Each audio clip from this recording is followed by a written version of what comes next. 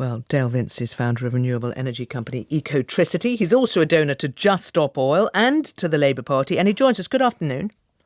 Yeah, good afternoon. I was listening with some interest to that fact-checking backwards and forwards. OK, well, can you help us out with the way that the tax breaks work? Is it the same Yeah. for renewables? Actually, the windfall tax on renewables was higher than for oil, and the tax breaks were lower. So the government treated renewable energy less favorably than oil and gas. But what the spokesperson for Rosebank just said is so disingenuous.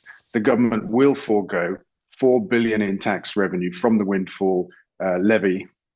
They will forego it to the owners of Rosebank, a Norwegian company, so that they will develop Rosebank. That's 4 billion that could have been in our country, in our economy. So what he said was really nonsense. To claim that the government won't put any money into Rosebank is just untrue.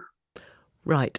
And that's because you're saying they will make profits, because his argument is, they're hoping to make profits. No, it's not about that. And that's that's a bit smoke and mirrors. It's not about future profits. It's about the windfall levy that's already been imposed. Basically, there's a 95% exemption to the windfall levy if you invest in the North Sea. So this new investment will protect them from an old windfall levy. So the 4 billion already is due to be paid, but won't be paid because of the investment in Rosebank. Okay. So it's our money going into Rosebank. Okay, and I'm going to guess you would argue that it should be going to renewables instead. Well, look, Rosebank are claiming 1,600 jobs. They're not all long-term jobs. I think 450 are long-term jobs.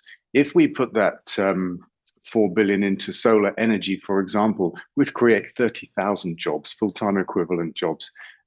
It's a gulf. There's just an incredible gulf. And we'd have real energy security because the sun isn't going to run out on us, whereas Rosebank will. Give it 10 years, it'll all be gone. This is a flash in the pan.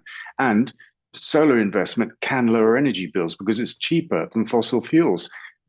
Drilling in the North Sea won't lower our bills because we allow international markets to set the price for the fossil fuels that we make here, which is why in the crisis last winter, we paid 10 times more for our own North Sea gas than we normally did. So Rosebank can't lower our energy bills. It's false to claim otherwise. But you also heard the Labour leader, Keir Starmer, there saying they are not going to revoke it. Do you think that's a mistake?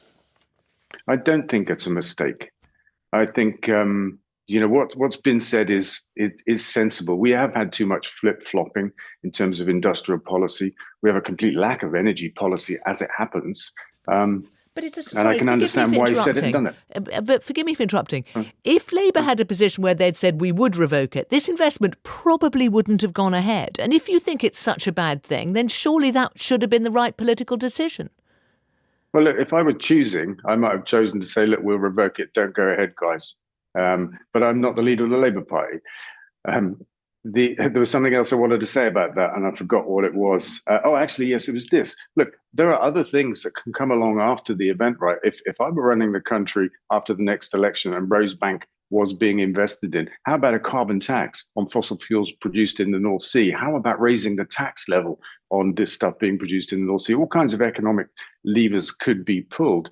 The net loss to our country of Rosebank is forecast to be £750 million because we're putting 4 billion in to get some tiny tax revenues out. The people of Norway will benefit more than the people of Britain from this investment. Dale Vince, thank you very much.